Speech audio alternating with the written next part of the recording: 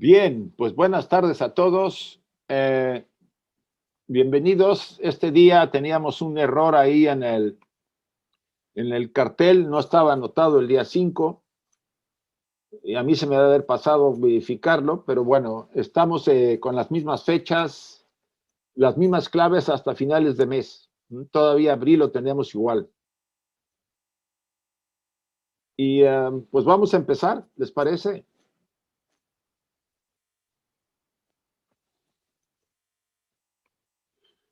Repitamos todos la primera invocación de dedicación que hacemos antes de empezar este trabajo, por favor. Oh, tú, sol dorado del esplendor más excelente, ilumina nuestros corazones y llena nuestras mentes.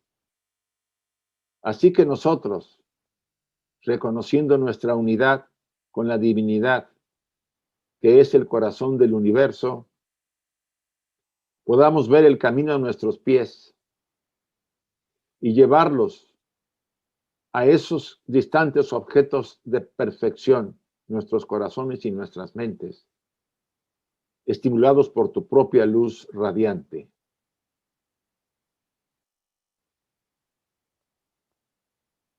Así sea. Ahora la de Radha. Hay una beatitud y un poder más allá de nosotros mismos que viene en ayuda de aquellos que están preparados para recibirlos. Volvamos a aquellas grandes fuentes de las cuales emanan incesantemente la fortaleza y la inspiración a todos los que, olvidando el yo personal, están resueltos a aprender y compartir sin reservas.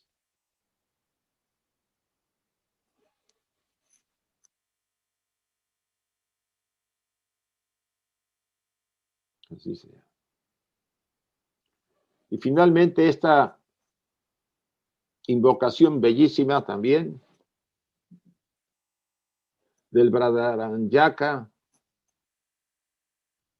Oh Pushan, oh sustentador de todo, abre los labios de la verdad, ahora ocultos bajo áureo velo, para que los devotos de la verdad podamos ver.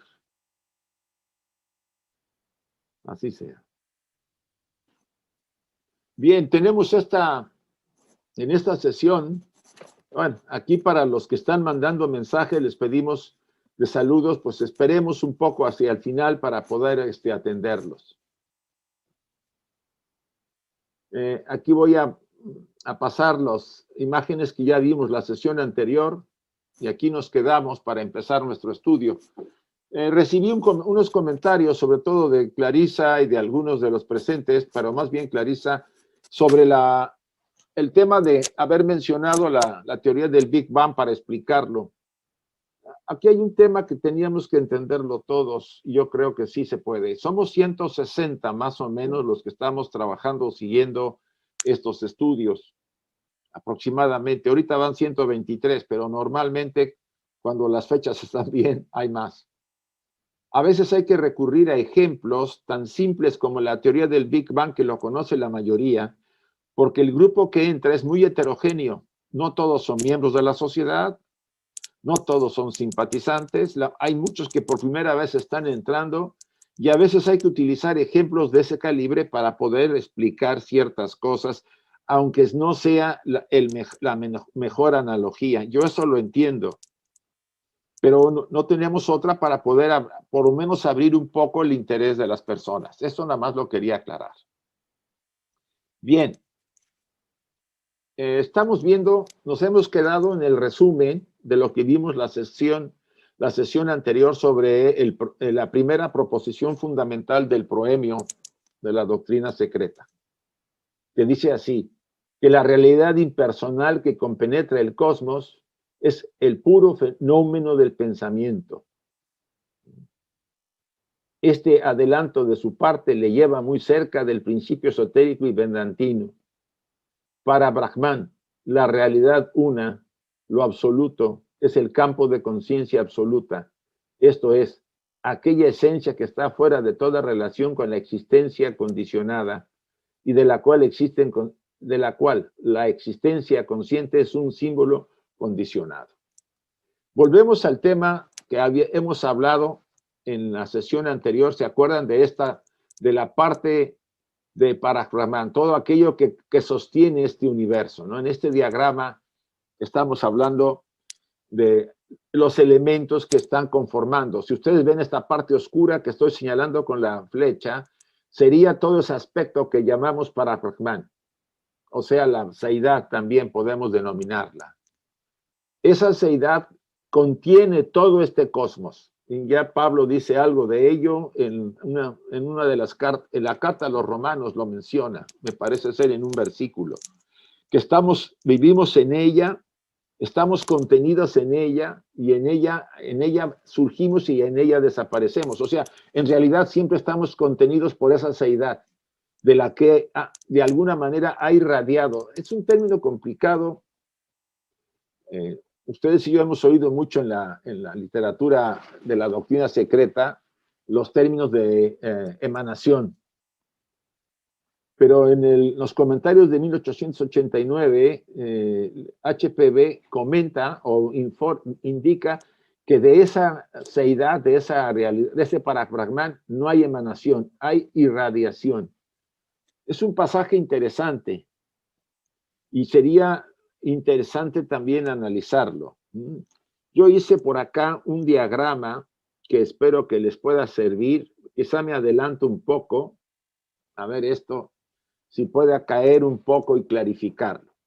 Acá tenemos a la seidad, ¿sí? Aquello que está alrededor de todo este plano de manifestación. Esta seidad irradia y de ella se produce ¿se acuerdan? El plano de manifestación, ese círculo blanco que aparece en la doctrina oculta. En realidad dice Blavatsky en los mismos comentarios que más que blanco es oscuro, con el centro del primer logos inmanifestado. Así lo comenta ella en los comentarios. Es interesante que ella se explaya más y comenta más abiertamente puntos muy confusos que estaban en la doctrina secreta y que no llegó a darles ese enfoque, vamos a decir, más amplio. ¿Por qué? Porque si ustedes analizan en la doctrina secreta, hay declaraciones como muy compactas, ¿sí? Ella afirma que hay vamos a decir, sentencias o frases que tienen mucha riqueza, pero que están muy cerradas, muy compactadas. Entonces, ¿qué hizo en los comentarios del 89? Pues se abrió y explayó mucho más porque los estudiantes de la logia Blavatsky de Londres le estuvieron cuestionando. Si ustedes analizan, tenemos acá de este logos inmanifestado, dice emana ese rayo que va siguiendo una dirección, pasando por el plano de el segundo logos, el espíritu y la materia. Aquí está separado el espíritu y la materia. Y sigue dirección baja para formar el triángulo, y aquí ya está creándose Mahat, la mente. Y esa emanación o radiación regresa al logos inmanifestado y vuelve a sumergirse en la seidad. Esas son las declaraciones más amplias que hace ella en los comentarios del 89.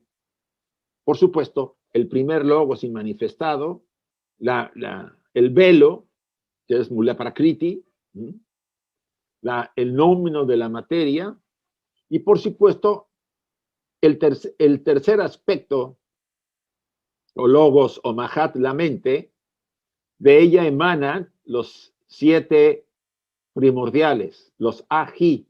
Espero que está bien escrito, es Aji.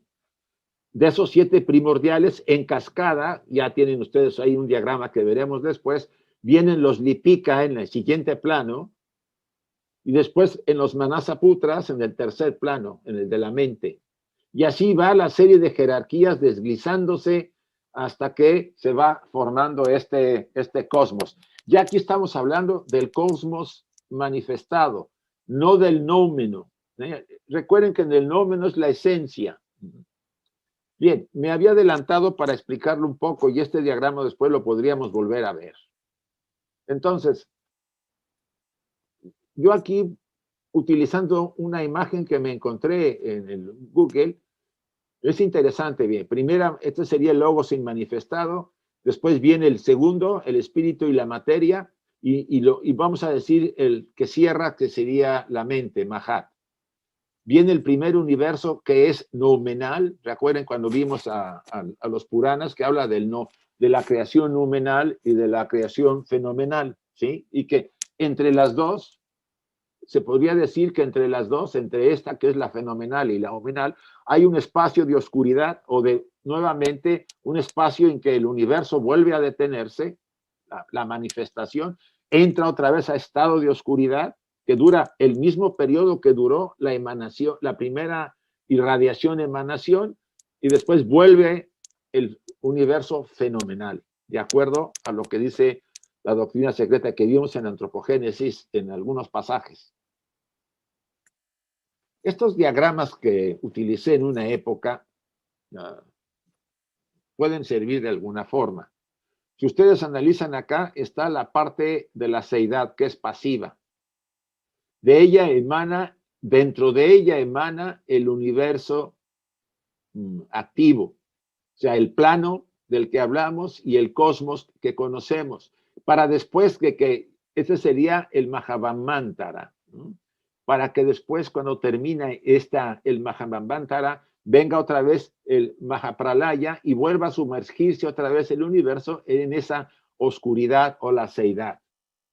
Dice, la esencia una, infinita y desconocida, existe de toda eternidad y que es ya. O sea, activa, pasiva o activa. Por eso se le llama a estas las noches de Brahma y estas son los días de Brahma. Tanto la noche de Brahma como el día de Brahma tienen la misma duración, duran los mismos periodos de tiempo. O sea, miles de millones de años en una serie de ceros que se ponen a la derecha para que después de que termina este universo se vuelva a sumergir en la oscuridad. Ustedes se preguntarán, ¿y cuántos universos hay? ¿Cuántos ha habido? Yo recuerdo haber desarrollado este diagrama, si ustedes lo recuerdan, y lo he manejado en otras presentaciones. Ustedes pueden escoger cualquiera. Esta esfera con el punto va a ser un posible universo. Después se vuelve a sumergir en la oscuridad, vuelve a surgir otro universo, otro cosmos, otro universo, vuelve a sumergirse, vuelve a haber otro. O sea, nuestro universo es uno de los miles, quizá de millones de universos que existen y existirán. En otras palabras, no hay principio y no hay fin. Pareciera que nunca se ha iniciado y que nunca terminará. No entramos en los conceptos de principio y fin humanos. ¿Sí? Bien, esto podríamos decir, a cada nuevo Manvantara, su organización es como la primera y la última de su especie, puesto que evoluciona cada vez en un plano más elevado. Este universo es mejor que este, pero menos que este que va a ser mejor. O sea, es como si cada universo reencarnara, que es así, y nosotros repetimos lo que hace el cosmos en grande, en pequeño. Somos el microcosmos del macrocosmos, la gota del agua de la eternidad en el mar de la vida, una. Que cuando termina nuestra función, volvemos a ese mar, y aunque parece que nos volvemos a disolver, seguimos siendo nosotros cuando completemos el proceso de desarrollo y de crecimiento total. Déjenme volver. Bueno, creo que este diagrama pudo haber ayudado. Yo lo volvería a ver en un momento dado. Aquí están los siete primordiales, o los ají. Recuerden que Mahat, la mente, para poder manifestarse en el universo necesita un medio. Y los ají son los medios para que esta energía, esta conciencia, esta mente universal se manifieste, porque a partir de los 7 primordiales, todas las demás jerarquías lo van a tener potenciado hasta llegar a nosotros. Estamos en los últimos niveles de este diagrama. El plano del círculo cuya faz está vacía, esto viene sacado de los comentarios, dice, el plano del círculo cuya faz está vacía y cuyo punto en el círculo es blanco, porque ciertamente no tiene color. La primera concepción posible en nuestra mente del logos invisible. Estaríamos hablando, por supuesto, de este, o del inmanifestado, el logos invisible. La por siempre oscuridad es eterna y el rayo destella periódicamente de su punto central a través del germen. La oscuridad que es eterna y que rodea todo, irradia el punto y de él surge el cosmos. El rayo se retira del proceso de regreso en el punto central y el germen crece adentro del segundo logos, el triángulo dentro del huevo del mundo. ¿Ya? Esa irradiación sigue una línea de esta forma, va irradiando y va creando la polaridad de espíritu, desciende para formar Mahat y regresa para formar la materia. O sea, espíritu y materia forman los dos lados de este triángulo cuya base es la mente. Pero este movimiento de energía sigue este patrón y después vuelve a sumergirse en el logos manifestado y entra otra vez de donde emanó. Eso dice la doctrina oculta y las aclaraciones que hace Madame Blavatsky en la página 134, los comentarios a la doctrina de la reunión del 7 de febrero de 1889. Vuelvo a repetir este último párrafo. El rayo se retira del regreso en el punto central, o sea, del logos manifestado, y el germen crece adentro del segundo logos. O sea, ya se va moviendo el triángulo dentro del huevo mundano.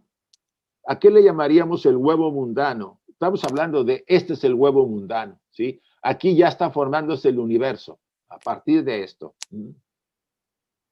Es obvio que este material pudiera en algunos casos requerir más desgloses para poder acceder a muchos de los que están por primera vez escuchando esta enseñanza. Les puedo decir que estas tres proposiciones fundamentales son la base, las columnas de toda la enseñanza de la doctrina oculta que después vamos a ver.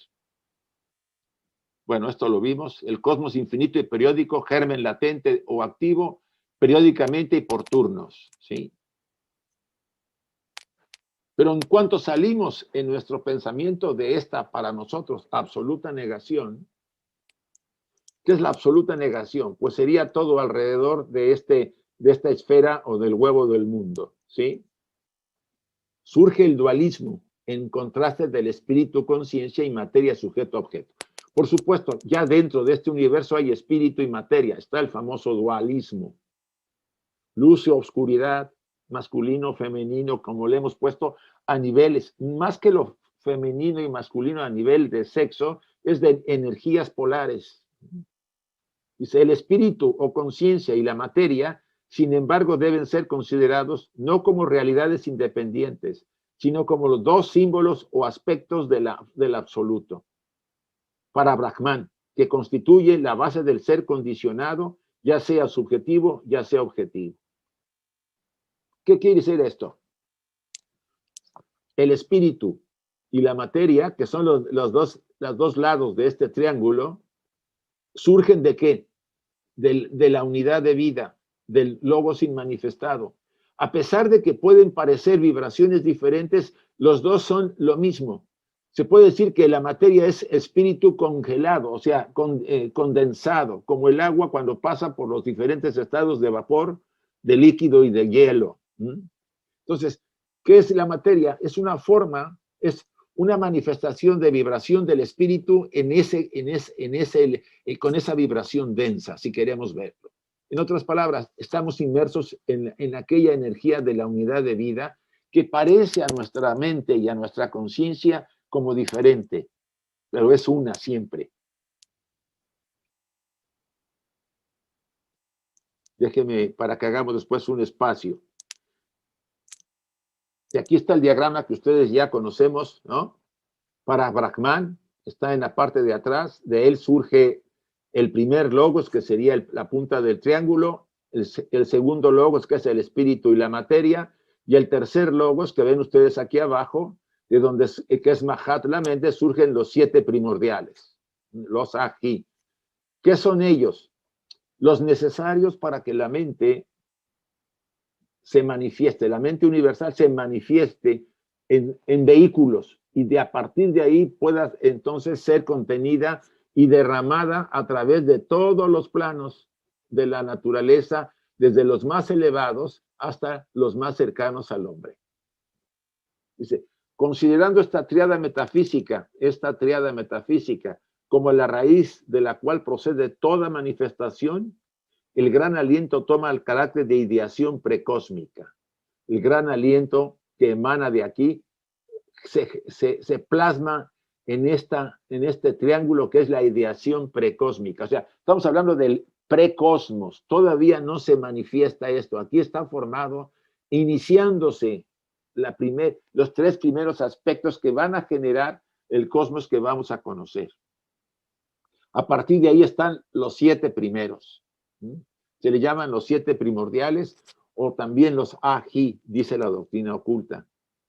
Él es la fuente y el origen de la fuerza. O sea, esta triada metafísica es la fuente y el origen de la fuerza y de toda conciencia individual y provee de inteligencia directora al vasto plan de evolución cósmico. Esa inteligencia que surge de Mahat es la que dirige, es a través de los primeros 7 primordiales que se plasma en todo el cosmos. Las ideas superiores se plasman en todas las jerarquías que van a ir surgiendo en los diferentes estados de conciencia de este cosmos.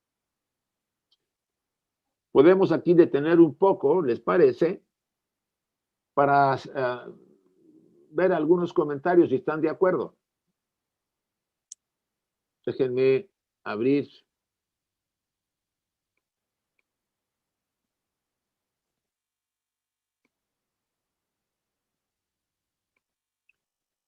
Ya está abierto por si alguien quiere hacer un comentario, aclaración o lo que sea.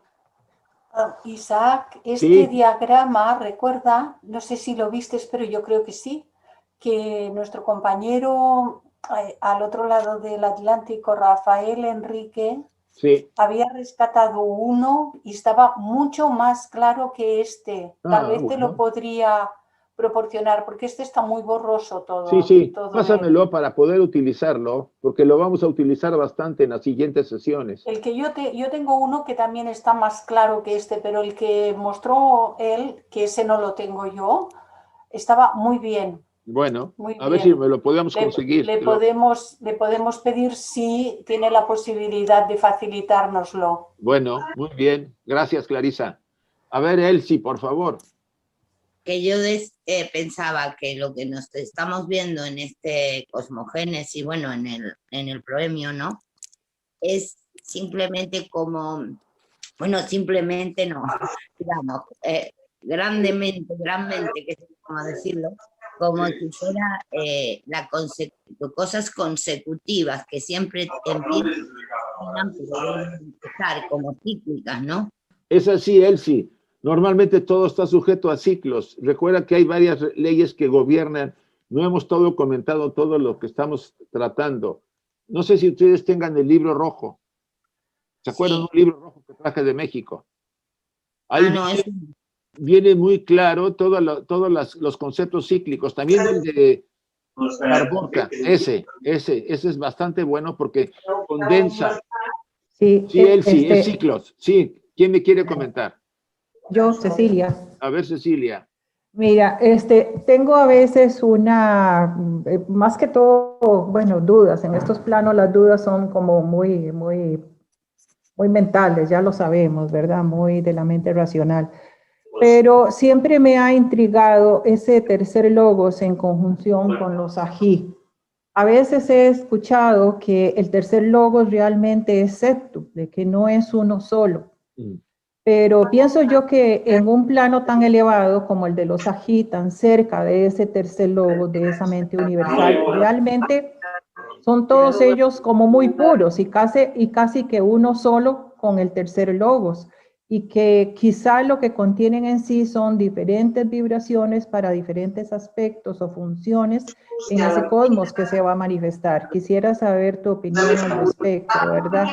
¿Qué relación hay, no de subordinación, sino de acción o semejanza entre ese tercer logos, si realmente podemos considerar que esos ají son 7 en ese 1, en ese tercer logos? ¿Me explico?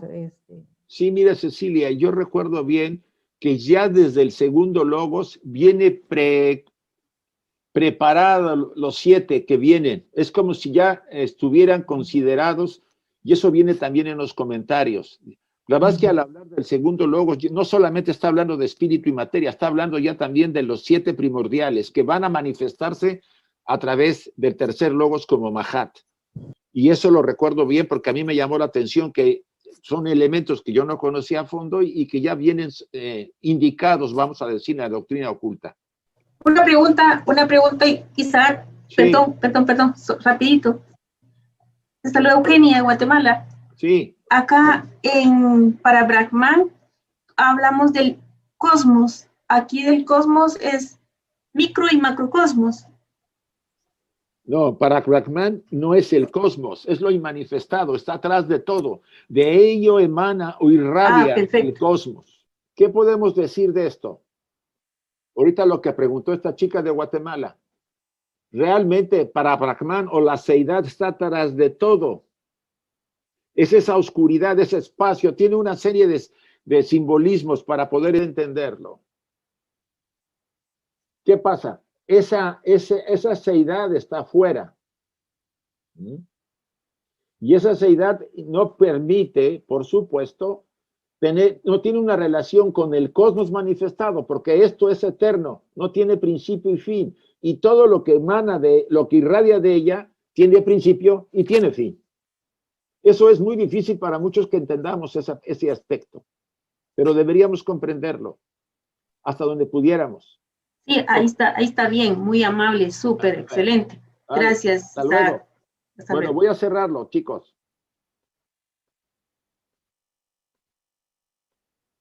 Por otra parte, la sustancia raíz precósmica, Mula Prakriti, que sería el velo, que así se llama, ¿no? Dice que ni el primer logos manifestado puede ver a la seidad porque está la sustancia precósmica, ¿sí? O sea, él no puede ver a la seidad.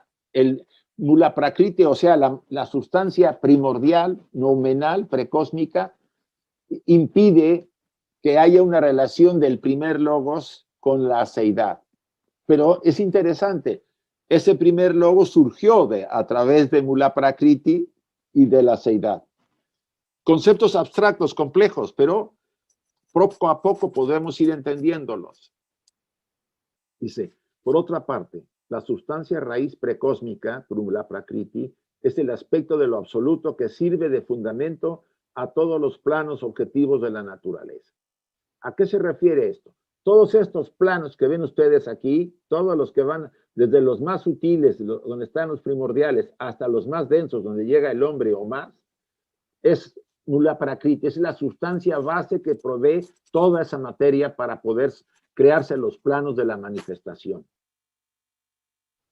Así como la ideación precósmica es la raíz de toda conciencia individual, que son los que tienen los ají, así también la sustancia precósmica es el substratum de la materia en sus varios grados de diferenciación. Recuerden que la materia va desde lo más sutil hasta lo más denso, ¿sí? Si ustedes pueden comparar aquí. Esta sería la materia precósmica y cada vez la vibración es más densa hasta llegar a la materia hasta la materia fenomenal, vamos a llamarlo así, la que forma la base de este cosmos material. Y lo mismo, a lo que es la ideación precósmica que surge de los ají, cada vez la vibración va siendo más densa hasta que llega a la mente, los mahat, la mente hasta que la tenemos en todo el universo, manifestado a través de las formas inteligentes que hay. Es obvio que estoy utilizando ejemplos simples para que podamos llegar a que lo comprendamos. La idea es tener una idea más o menos suficientemente aceptable, porque a la mente le cuesta entender eso de que irradia de aquí, pero no tiene relación esto con esto, porque esto es eterno y esto es finito. Todo lo que está en este universo manifestado, desde los dioses, las jerarquías más elevadas, hasta el más pequeño infusorio, todo será disuelto y volverá todo a esa seidad, a Parabrahman. Cuando surja el nuevo universo, volverá la irradiación y lo volverá a crear, para que cuando venga, ese es el Mahamantara, para que cuando termine, en esos miles de millones de años, se vuelva a sumergir en la oscuridad y venga la Prakriti y vuelva a fusionarse todo en la seidad. Y así hemos estado, emanando y regresando, o irradiando, emanando, regresando, irradiando, emanando y regresando. Así, desde el principio que no hubo principio y el fin que no lo hay. No hay ni principio de fin para este cosmos. Y también de alguna forma, ni para nosotros, desde el punto de vista del nivel de la conciencia monádica. La mónada casi es uno con la seidad. Y si es así, ustedes y yo iremos escalando todo el proceso evolutivo desde lo que somos hasta las jerarquías más elevadas y vamos a decir, a los espíritus más poderosos de este cosmos. Poco a poco iremos convirtiéndonos en eso. Esa es nuestra naturaleza divina. Por otra parte, la sustancia raíz precósmica, la Prakriti, es el aspecto de lo absoluto que sirve de fundamento a todos los planos objetivos de la naturaleza. O sea, la sustancia precósmica es el fundamento, la base, por ejemplo, de nuestros trajes físicos. Tenemos esa sustancia inmersa en todos los vehículos físicos, el doble etérico Linga Sharira, en la vitalidad, que también hay materia Mula Prakriti, en el Kama Manas o las emociones también hay materia más sutil, en la mente es más sutil la materia, pero está ahí junto con más espíritu, en el alma o Buda, Buddhi también cada vez más sutil, pero hay una pizca hasta Buddhi. A partir de ahí está la mónada, que es uno con la seidad, si podemos llamarlo así. O sea, hasta ese nivel hay materia que vibra a una densidad muy sutil y después cada vez va bajando hasta el cuerpo físico cada vez más denso. Aquí se mueve todo a través de vibraciones, ciclos, etcétera, etcétera, energías. Así como la ideación precósmica es la raíz de toda conciencia individual, así también de la sustancia precósmica. Creo que ya lo repetí. Es el substrato de la materia en sus varios grados de diferenciación. Bueno, ya lo repetí. Por lo dicho, se verá con claridad que el contraste de estos dos aspectos de absoluto es esencial para la existencia del universo manifestado. Ya, volvemos. Si ven este diagrama, podemos entender, ustedes y yo, por ejemplo, esto no se deja mover. Por ejemplo, perdón. Aquí atrás está la seidad, todo lo que ven ustedes oscuro. Después surge, aquí ponen el Big Bang, no le hagan caso, es que son diagramas que me parecen buenos para poder trabajarlos. Este sería ya el primer logos, el manifestado, surgiendo como espíritu y materia, ¿sí? Y después cerrándose como Mahat, la mente. Esto sucede previo a que el universo se manifieste a través de los 7 primordiales o ají. Aquí está el universo noumenat, del noumeno, la base de la materia y el espíritu mezclándose para llegar poco a poco a los planos inferiores hasta llegar a los planos de la galaxia ya materiales, a los 7 planos, ¿sí? Esto pudiera ayudarnos a entenderlo por lo menos. Separada de la sustancia cósmica, la ideación cósmica no podría manifestarse como conciencia individual. O sea, si la ideación cósmica no tiene una base, por ejemplo, un ser humano, no tiene un cerebro, ¿qué ocurriría con esa mente? Que no se podría manifestar. Necesita un vehículo, la mente. O sea, la mónada necesita un vehículo que es Buddhi, porque ella viene de la eternidad. Y para poder manifestarse en un universo como este finito, necesita es como la copa del Grial, necesita ese medio para manifestarse. El vacío que ven ustedes es ese aspecto, y necesita un medio. El alma o Buddhi, a su vez, necesita ¿qué? Un recipiente que es la mente para sostenerla. Y la mente requiere akama, las emociones y después el prana, el doble etérico, hasta el cuerpo físico. El cuerpo físico es el templo o recipiente de todos esos aspectos superiores. Si se separa, como dice acá, la sustancia, si separáramos la sustancia, no se podría manifestar la mente. O al revés, si la mente se separa, la sustancia sería inconsciente totalmente. Ambas se necesitan, porque ambas en realidad son una. Pues solo por medio de un vehículo upadi, así se le denomina, de materia, surge esa conciencia de que como yo soy yo, siendo necesaria una base física para enfocar un rayo de la mente universal a cierto grado de complejidad. El rayo de la mente universal son los manasaputras que traemos todos, y anishvatas, que adquirió la humanidad en lo que vimos ya en la tercera subraza de la raza Lemur. A partir de ahí la mente empezó a desarrollarse y a brillar en los seres humanos. Entonces, ¿qué les pasaba a las razas pre-lemures que no tenían mente? ¿Cómo actuaban? Simplemente eran impulsos los que las movían. No había mente, por lo mismo no había autoconciencia, no había yo soy yo. La mente es necesaria. Se puede decir que el ser humano se distingue porque tiene una mente y solamente con la mente somos seres humanos. Lo que nos hace ser humano es la mente. Sin mente no estaríamos conscientes de nada. Y es ahí el ejemplo del paraíso. Ustedes se acuerdan cuando come a Adán y Eva del árbol del bien y del mal. Pero primero Eva. Era el árbol del conocimiento, de la polaridad del bien y del mal, del espíritu y la materia, de la luz y la oscuridad. Al comer de ese árbol, ¿qué viene? ¿Qué termina por formarse en ellos? O la humanidad. Mahat, la mente. Y adquieren la mente. No era Adán y Eva un individuo, eran ¿qué? Poblaciones inmensas de seres que no tenían mente, losamente. Las razas primeras que eran andróginas, después fueron hermafroditas y después tuvieron la mente y los sexos se empezaron a separar. Hay un legado muy antiguo, muy lejano de todo este proceso. Por eso es importante que analicemos bien las frases que aquí se mencionan. O sea, sin ese rayo de la mente universal, que no tenga un recipiente, no hay manifestación del yo soy yo.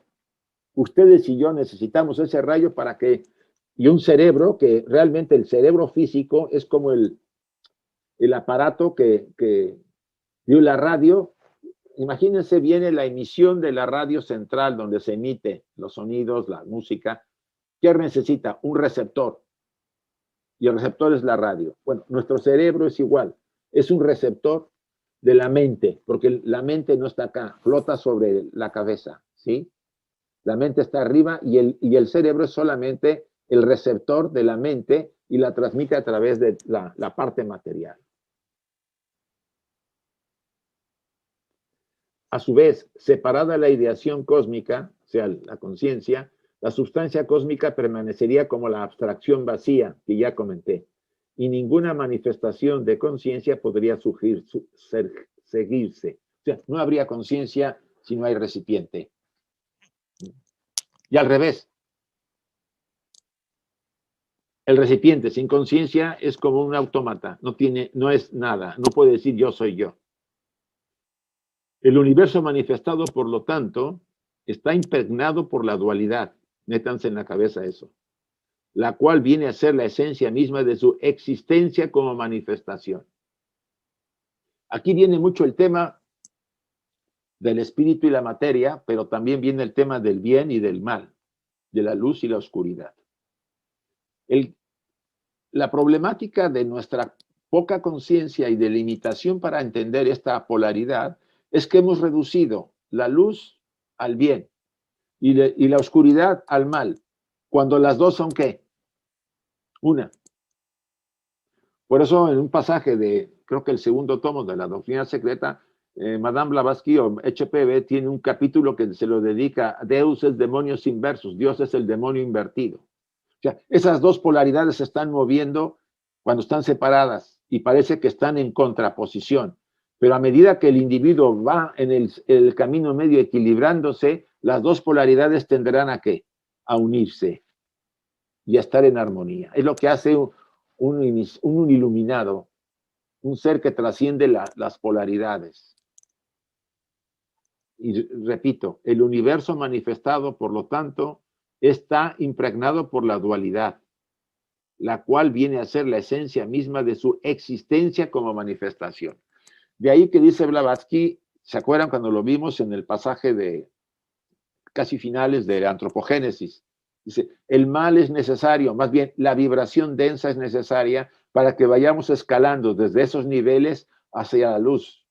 En palabras del poeta italiano, Dante, nadie puede subir al cielo si antes no pasa por su infierno o no asciende desde el infierno al cielo. Por eso la curva de evolución primero penetra en la materia para después salir y regresar al nirvana o a la divinidad de donde la fuente salimos. O sea, primero es involución y después evolución, evolucionar. Involución significa envolverse en la materia y evolución es desprenderse de la materia. Este recorrido de descender y de ascender está muy ligado a lo que llamamos evolución, porque vamos adquiriendo cada vez más autoconciencia. Pongámoslo en forma práctica. Ustedes en el día y yo tenemos pensamientos muy positivos, pensamientos medios y a veces tenemos pensamientos oscuros. ¿No es así? Las vibraciones van desde lo más sutil a lo más denso. Pensamientos elevados, amor, compasión, sabiduría, son sutiles. Pertenecen a la polaridad de la luz. Pensamientos de ambición, egoísmo, ignorancia, son densos, pertenecen a la polaridad de la materia o de la oscuridad, vamos a llamarlo así. ¿Qué pasa? La autoconciencia surge al hacer este viaje hacia la oscuridad y después ascender hacia la luz. ¿Cómo regresamos? Cada vez con mayor autoconciencia, porque las experiencias de dolor y sufrimiento nos hacen despertar de la ignorancia. Por eso Adán y Eva, después de comer esto famoso, simbólicamente, porque todo es analogía, y después de comer del árbol se dan cuenta que estaban desnudos. Antes no sabían porque no había yo soy yo.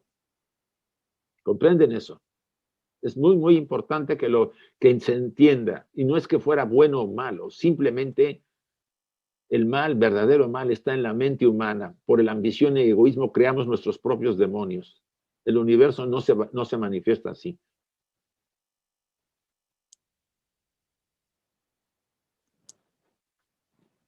Pero así como los polos opuestos del sujeto y el objeto, otra vez la polaridad, de espíritu y materia, son tan solo aspectos de la unidad una en la cual están sintetizados. O sea, lo positivo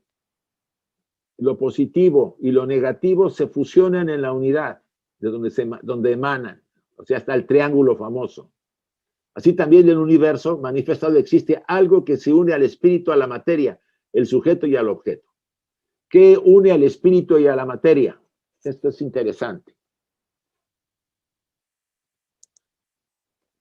Aquí abajo, cuando se cierra el espíritu y la materia, ¿qué hay aquí abajo? Está Mahat, la mente. Y la mente, de alguna manera, está relacionado, son los 7 primordiales que reciben, que son los receptores de la mente universal. A su vez, esos aspectos los emanan en el siguiente plano a los lipika, a los 4, vamos a decir, coordinadores o directores o amanuenses de la ley kármica. Y después de los lipika están los anishvata y los manasaputras, los seres que tienen la mente y que de ellos nosotros la recibimos cuando ellos se encarnaron en nosotros o irradiaron o emanaron en nosotros esa vibración, despertando a la mente. ¿Sí? Entonces, ese algo que une el espíritu y la materia y que se llama Mahat, de esos 7 primordiales emana una fuerza. ¿Cuál es? Viene denominada en la doctrina oculta como Fohat, la electricidad, la fuente de energía, no electricidad que conocemos, sino esa energía que une al espíritu y la materia, nos equilibra y forma el famoso triángulo o la trinidad famosa que conocemos en muchas tradiciones religiosas. ¿Sí? Entonces, esa es la parte importante de estos conceptos. Déjenme ver si vamos uno más y hacemos algunas preguntas. Dice, ese algo desconocido al presente para la especulación occidental es llamado Fohat por los ocultistas. Mire, es interesante aquí encontré unos dibujitos ahí muy, muy interesantes. Acá tenemos, si podemos llamar, a Mula Prakriti, ¿sí? Todo esto azul atrás que vemos es la Seidat, de alguna manera, ¿no? Y por supuesto, de ese centro, del logos manifestado, surgen los tres aspectos, ¿no? A través del tercer logos o huevo del mundo, ¿no? El espíritu y la materia. Y después de ello están los 7 primordiales. Pero esa fuente de energía, que le llamamos Fohat, emana desde el centro y se convierte en lo que une al espíritu y la materia. ¿Sí? Fohat es una especie de emanación de los 7 primordiales, por decir algo, sin entrar tanto en detalle. Es obvio que tenemos que no especular demasiado, porque el público que hay es muy amplio y muy heterogéneo. Y hay enseñanza que requiere, de alguna forma, estudios previos, poco a poco, para que sea comprendida.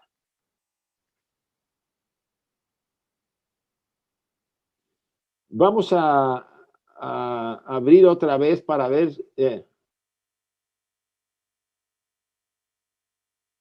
dice, vamos a ver este último diagrama. O considerado bajo otro aspecto, es el medio inteligente, el poder directivo de toda manifestación. El pensamiento divino transmitido y hecho manifestado por medio de los Dhyan Chohans, los arquitectos del mundo visible. Así, del espíritu o ideación cósmica viene nuestra conciencia.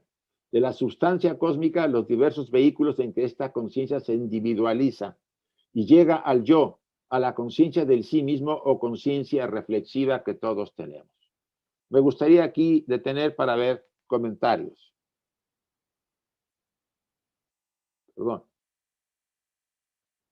Permítanme abrirles el micrófono.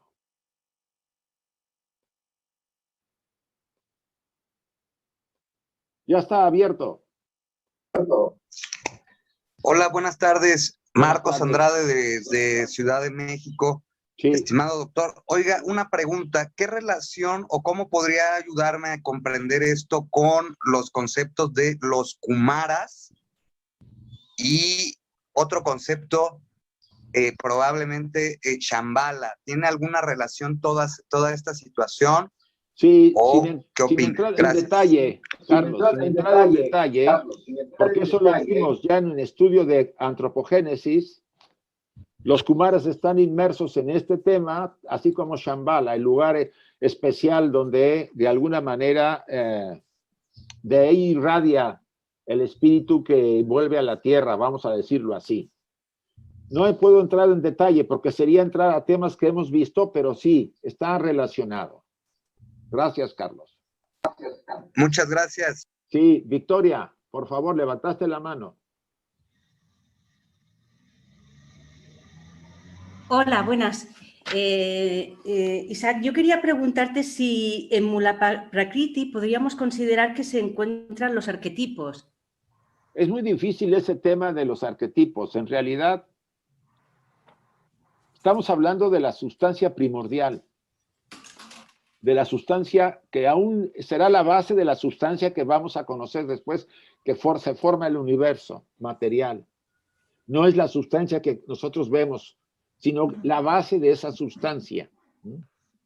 Yo pienso, y con todo, quizá alguien me corrija, los arquetipos surgen después, cuando se manifiesta Mahat, la mente. Es mi opinión, pero podría corregirse si alguien lo sabe mejor. Vale, gracias. A ti, Victoria. Después Alicia, por favor. Sí, hola, buenas tardes, doctor. La única duda que tengo, si se puede confirmar, si el famoso Fohat que usan en la materia con el espíritu es la famosa volver a nacer, o sea, no volver a nacer, sino como Jesús, por decir que resucitó, que no hay muerte. En el momento en que la persona o el ser domine ese Fohat, no moriría. Tendría la vida, por decir, constante en el momento que quisiera. Sería ya un iluminado. Mira, relacionar Fohat con una inmortalidad, pues no creo que ahorita se pueda explicar.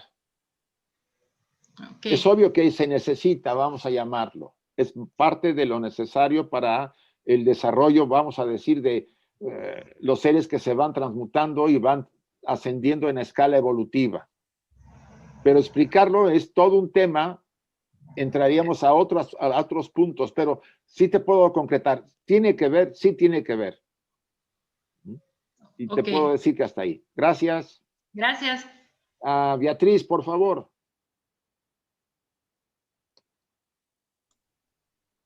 Buenas tardes, Iván. Un saludo, Isaac, perdón, un saludo desde Cochabamba, Bolivia. Un abrazo a todos los hermanos, ¿no? Gracias. Una pregunta que siempre ha estado rondando. Hemos aprendido, o tal vez estoy equivocada, que nosotros con nuestros pensamientos estamos siempre generando escandas. Sí. Entonces, mi pregunta es, sí, bueno, han generado aquellos seres que también nos han dado la mente y el cuerpo. ¿Seremos las escandas de esos seres divinos nosotros que en algún momento aprendimos que nosotros tenemos que hacer evolucionar a nuestros escandas, que somos nosotros mismos al final? Mira, no sé si tú entiendes la pregunta. Sí, la pregunta es más compleja de lo que tú me lo estás poniendo. La realidad, tú tienes los escandas de tu anterior encarnación, quien fuiste en el pasado. Las escandas, hay escandas materiales, escandas del doble etérico, escandas de la vitalidad, escandas emocionales y escandas mentales, ¿sí? Y incluso escandas hasta psíquicos y espirituales, por decir algo. Escanda significa tendencia, nacemos con tendencias. Esas tendencias fueron sembradas por los anteriores encarnación y influida por otras sobrantes, remanentes de otras encarnaciones. Nuestra personalidad está formada por esas tendencias, yo diría, en un 75 u 80%. El otro 10% o 20% lo aporta la herencia familiar genética y el entorno donde nazco. ¿Por qué? Porque la ley kármica me ubica en esa familia y en ese entorno, debido a lo que yo sembré en el pasado. O sea, todo en realidad está dirigido por el alma para que nosotros nazcamos en las condiciones que necesitamos para seguir evolucionando y para resolver karma negativo y disfrutar el karma positivo, si puedo decirte. ¿Qué quieres? Tú estás hablando de algo más profundo. Es obvio que todos llevamos en pequeño el macrouniverso en el microuniverso que somos. Entrar a eso sería entrar a temas muy complejos que no podríamos explicar acá, sobre todo debido a la gran cantidad tenemos ahorita 140 personas y no todos tienen el bagaje para comprender y se quedaría la información un poco floja para muchos. Pero te puedo decir que sí. Gracias, Beatriz. Gracias, Isaac. Después está Salomón, por favor, Salomón. Buenos días, Isaac, y buenos días a todos. Oye, Isaac, me llama mucho la atención acerca de la dualidad, y en nuestro plano, en la actualidad, digamos, pues, por supuesto, sigue habiendo esta dualidad. Sí. ¿hasta qué punto nosotros como personas autoconscientes podríamos aceptar esa dualidad que pues yo digo porque generalmente rehuimos a todo lo que es oscuro, negativo, etcétera, etcétera, ¿no? Sin embargo, es algo que está en nosotros. ¿Cómo es que podríamos, digamos, aceptar eso? Porque, pues, bueno, según yo, no es nada fácil saber que existe todo eso negativo, incluyendo nuestros pensamientos y sentimientos, y pues están ahí, pero ¿cómo es posible que lo pueda aceptar? Mira, una de las vamos a decir, requisitos cuando entras tú en el trabajo interno es el autoconocimiento. Si no nos conocemos, tenemos muchos problemas en el desarrollo interior. ¿Por qué? Porque podemos llevar a cabo acciones y como no sabemos lo que hay dentro de nosotros hasta cierto punto, pues podemos no solamente violentarnos a nosotros, sino activar y generar un karma negativo. La polaridad está manifiesta en nosotros. Somos un pequeño universo, un microuniverso. Por eso le llamamos un microcosmos. Y en ese microuniverso se manifiesta el espíritu y la materia, como lo vamos, la luz y la oscuridad. Todos sabemos que hemos tenido pensamientos sutiles, emociones sutiles y acciones sutiles. ¿Cuáles son? Un pensamiento sutil es el amor. Una emoción, bueno, un pensamiento sutil es la base del amor, porque el amor podríamos también considerarla como parte de las emociones. Y una acción amorosa también la conocemos. Esos son el aspecto de la vibración, de la energía, vamos a decir, del espíritu, de la luz. Pero si tú te notas, todas esas vibraciones necesitan un vehículo, que es la materia que está en nosotros. Los pensamientos son formas materiales, sutiles, de materia, pero con mucha energía mental, pero siempre tienen que tener un recipiente para manifestarse. Por eso esa obra de Led Viterian y Besan sobre las formas de pensamiento, si ustedes se recuerdan. Las emociones van por la misma línea. Y por supuesto las acciones. Necesitan un vehículo para llevar a cabo una acción amorosa o una acción de egoísmo. O sea, las energías de la luz o sutiles o espirituales requieren de un vehículo denso material, que en realidad todo es lo mismo, pero está separado por la vibración necesaria para que estos procesos se den. Ahora, ustedes y yo estamos en medio con la autoconciencia. A veces nos inclinamos a la oscuridad, a veces nos inclinamos a la luz, pero en ese juego de oscuridad y de luz viene después la ley a ponernos en nuestro lugar, y la ley kármica nos dice, Isaac, estás demasiado de este lado, te tienes que aprender una lección para reequilibrar lo que has sembrado. Entonces ahora me empiezo a inclinar demasiado a la luz. Y también el tema de estar demasiado inclinado a la luz tiene los bemoles.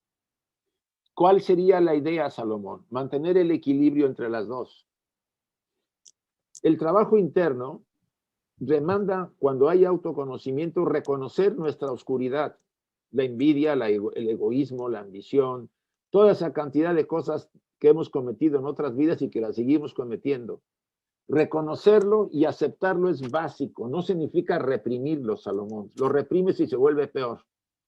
Pero tienes que vivir con ello, compartir con ello tu vida. Y eso lleva mucho esfuerzo porque tú tienes por otro lado las cualidades de la luz y están en constante tensión la luz y la oscuridad, o sea, lo mejor de ti y lo que no es tan bueno. Y estás a veces vigilando no caer en los extremos. Eso se puede reconocer y lo reconocemos cuando actuamos, sobre todo en relación a los demás. Siempre se ha dicho que yo no me peleo con la pared, me peleo con otro ser humano. Bueno, espero que te lo haya explicado, Salomón. No, sí, muchas gracias, Isaac. Muy Bien. amable. A ver, Miguel Burgos, y después sigue José Luis. Sí, Isaac. Tengo aquí, está cerrado mi video, no sé por qué, pero tengo frente a mí un esquema de la doctrina secreta en la edición original en inglés. El volumen 1 es la página 199 y 200. Sí. Y señala la Gupta Vidya oriental en comparación con la Cábala caldea y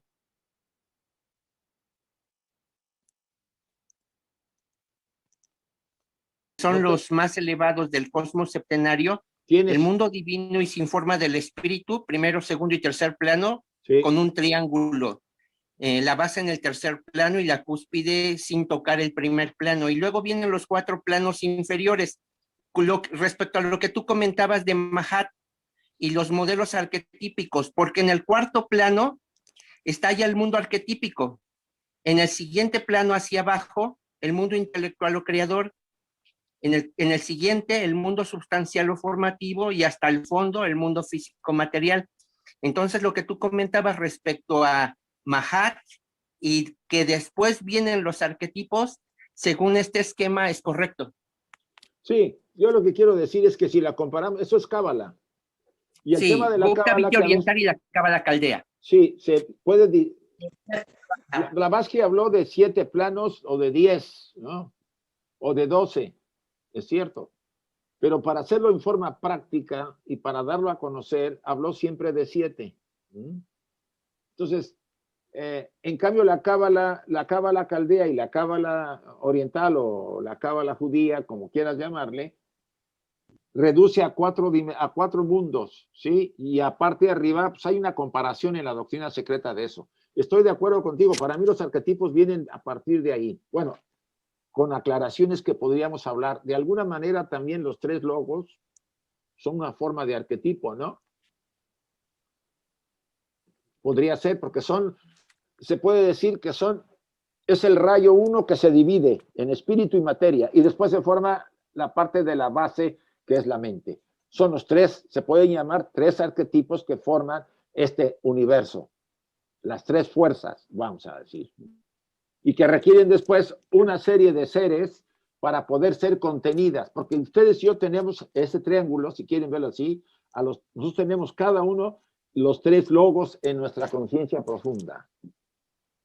Así es. Y creo que hasta ahí está bien. ¿Te parece? Sí, estoy de acuerdo. Muchas gracias. Gracias a ti. José Luis, por favor. Sí, Isaac, gracias. Buenas tardes, buenas noches a todos. Bueno, son 2 preguntas. Estamos aprendiendo, entendiendo, tratando de hacerlo por lo menos, lo que es la creación a partir de la seidad, ¿no es cierto? Estamos hablando de lo que pasó antes de la creación de las galaxias, estrellas y planetas, etcétera. Entonces, entenderíamos que el universo está plagado de vida, ¿no? O sea, no solamente nuestro planeta, y hace mucho tiempo atrás. Esa es una pregunta. Y la otra pregunta es, ¿en qué queda, si mal no recuerdo y posiblemente esté equivocado, Madame Blavatsky en Antropogénesis dice que el cosmos con K es solamente lo relacionado a este sistema solar? Ajá. Eso, Isaac, gracias. Sí, es obvio que de acuerdo a la doctrina oculta, y me parece que a muchos de los escritos de HPV, en las Collected Writings y otros libros y de otros autores, pero sobre todo la base de ella, y me parece que en las cartas de los Mahatmas también viene, este cosmos está lleno de vida. Nuestro sistema solar está lleno de vida, aunque nosotros no veamos los globos donde está la vida manifestada, porque casi en todos los planetas, no digo que todos, porque no sé en ese sentido tanto detalle, la vida ha pasado al siguiente globo. Todos tienen los 7 globos, ¿sí? Son 3, son el A, B, el C y el D en el que estamos. E, F y G. Son 7. Ya te ha llegado. Sí. Entonces, la vida pasa del globo, nosotros pasemos del globo D, pasaremos al globo ¿qué? E. Entonces, quien vea la Tierra la verá vacía y pensará que es un planeta que está semi-abandonado, como Marte o como Mercurio. Pero eso no significa que no haya vida. Y así ustedes váyanse a cualquier sistema de la galaxia en la que estamos y está efervescente de vida. Muchas formas diferentes, no son físicamente como nosotros en muchos casos, otros se parecen mucho, pero si nosotros tenemos ese concepto que no puede haber solamente una forma de vida, ahora, esa conciencia se manifiesta siempre en un upadi, en un recipiente, y requiere más que otra cosa una formación, aunque no tenga la forma humana. Esa es la primera pregunta. La segunda, sí es cierto, Madame Blavatsky separa la palabra de cosmos con K y cosmos con C. Me parece que lo hace la separación para hablar de los dos cosmos, sobre todo el que tú mencionas. Muy bien. ¿Algo más? A ver, está Amaya, por favor. Sí, hola, buenas tardes. Has dicho, Isaac, la importancia de mantenerte en el equilibrio, porque si te escoras hacia la luz, también tienes su dificultad. ¿En qué puede consistir esa dificultad? Mira, el camino medio que enseñó el Buda, que podemos entenderlo así, tiene que ver mucho con ese equilibrio. Recuerda que la vida del Buda es un ejemplo.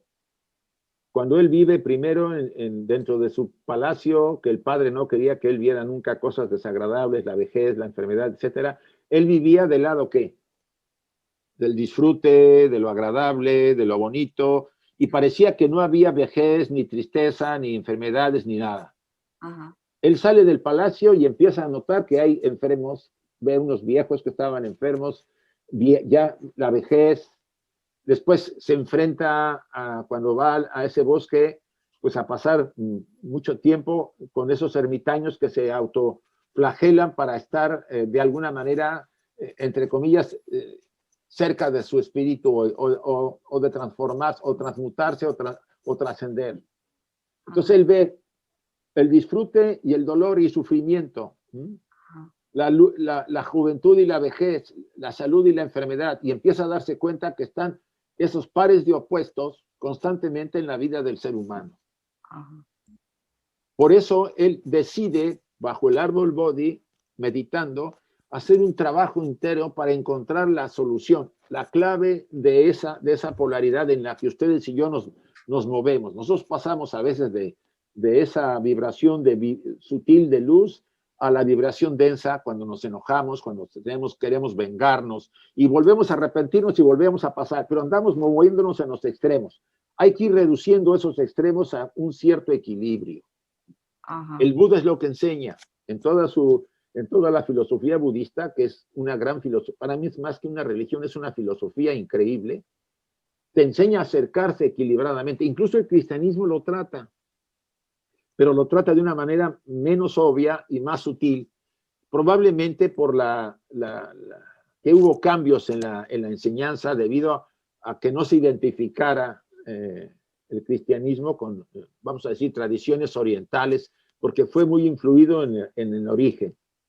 Pero podemos decirte eso, que poco a poco el equilibrio debe llegarse a mantener. Yo no digo que no sienta ni amor o no sienta cierta rechazo a algo, pero se va reduciendo al grado que después se puede unir, equilibrar, que es lo que sucede cuando un ser se realiza y trasciende la polaridad humana. A veces incluso seres elevados, seres desarrollados, tienen todavía esos aspectos, ¿no? Porque es inevitable superarlos tan fácilmente, porque es la base de este cosmos. Ajá. Pero a medida que vamos trabajando ese sendero, ese camino, nos vamos introduciendo cada vez a un mayor equilibrio. Yo te sugiero que leas pues, la base de la enseñanza budista, que te va a dar una visión muy, muy clara sobre este proceso del sendero o camino medio. Vale, vale. Gracias. ¿Puedo añadir alguna cosa, Isaac? Sí, Clarisa, por favor. Bien, las palabras que se citan como provenientes del Buda es que cuando él se dio cuenta de cuál era el verdadero motivo de todo ese sufrimiento y por el cual él llegó a pasar, estuvo hasta el punto de morir de inanición porque no comía. Sus palabras parece ser que fueron ni hartar ni ayunar, el camino de en medio. Sí.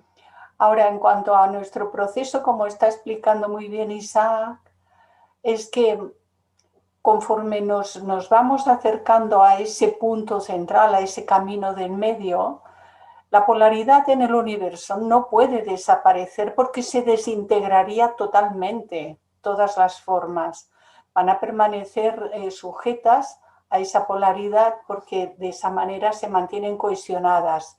¿Qué es lo que sucede en el ser humano que se acerca cada vez más a ese filo de la navaja o camino de en medio. Él se libera a sí mismo de la sujeción de la polaridad. Y entonces es cuando se llega a esas palabras que hemos leído en algunos de los textos y escritos. La acción sin acción, que significa el sujeto sigue actuando, pero ya no genera ningún movimiento ni en un polo ni en el otro polo, en el sentido kármico de la palabra. Esta es una cuestión que también requiere, como dice Isaac, hay aspectos en toda esta enseñanza que requieren profundizar mucho más en ellos, y ahora apenas si podemos apuntar una pincelada de estas cuestiones. Gracias. Hasta luego. Gracias, Clarisa. Bien, estamos llegando a la hora, van a dar 10 para las 8. Si no hay otra pregunta, vamos a terminar y voy a pedirles que nuevamente hagamos de alguna manera repitamos nuevamente el pensamiento que teníamos. Déjenme ver. Permítanme. Ay, me he descuidado de decirte que te he mandado ese diagrama por correo electrónico, ¿eh? No sé si... Mira, déjame ver si puedo verlo. Uy, no puedo. Tendría que déjame dejar de compartir para poder verlo. Lo que puedas. Sí, aquí está. Déjame ver. Es del primer tomo, porque se ha referido el muchacho a este. Entonces... Ya una vez lo usamos en otro taller, en otro curso, en otra parte del curso. Sí, es muy interesante y importante porque nos sitúa muy bien en lo que has estado explicando de los globos, el A, B, C, D, que es la Tierra en la que estamos ahora, y los 3 de su vida. Ahí está. Clarisa. Sí. ¿Quieres explicarlo tú también? A ver. Bueno, pues aquí de lo que yo me di cuenta cuando estuve revisando este diagrama ya hace muchos años, la primera vez, es que si bien la Tierra la ponen entre el espacio de los planos, en cambio las palabras las ponen en parte arriba y en parte abajo. Y esto ha traído también confusión, porque un plano no es una línea, un plano es el espacio que hay entre dos de ellas, La Tierra, como sabemos, tiene sólidos, líquidos, gases, etcétera, ¿no? Entonces, lo que explicaba Isaac sobre ese espacio y esa oscuridad, esas tinieblas llamadas así simbólicamente, quedan fuera del plano porque no se pueden circunscribir dentro de un plano, eso sería limitarlas.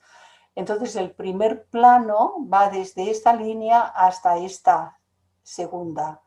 Y ahí empieza la manifestación y las jerarquías ya se mueven por aquí. Este sería el plano que en la misma doctrina secreta vemos que es denominado Adi. El segundo plano, es que aquí creo que no ha salido bien. El primer plano aquí, Adi, el segundo plano aquí, Anupadaka, el tercer plano, Atma, y a partir de aquí se despliegan estos que ya nosotros tenemos como más conocidos, más presentes. Las jerarquías, todas las jerarquías se distribuyen desde las más elevadas, subsecuentemente, cuando digo las más bajas, no por bajas, sino porque son muchísimas gradaciones de jerarquías que se mueven en estos 3 planos. Fijémonos que dice los 3 planos más elevados del cosmos con K, septenario, el mundo divino y sin forma del espíritu. Y son estos 3, primero, segundo y tercero. Adi, Anupadaka, Atma. Sabéis que en otros momentos hemos comentado que Atma es universal, no es tu Atma y mi Atma, sino que es universal, es el mismo Atma para todos los seres, para toda la manifestación. Y a partir de ahí, lo que hace la señora Blavatsky es que explica desde el punto de vista de la Gupta Vidya oriental, que es el septenario que se utiliza, estos 3 más todos estos 4 planos siguientes, es el que utiliza Blavatsky normalmente y se utiliza la doctrina secreta, pero ella hace una comparación con la Cábala caldea, tal como explica el árbol sefirotal, que hay estos 3 y luego están todas las séfiras repartidas aquí, y ha puesto los nombres de las séfiras. Es interesante y tendríamos que verlo con detenimiento, digo yo, cada uno de nosotros, ¿no? Según sus posibilidades, pero clarifica muchísimo, ayuda mucho. Gracias. Sí, a ti, Clarisa, por la explicación. Y por supuesto, vamos a tratar de... Vale. Déjenme apagar aquí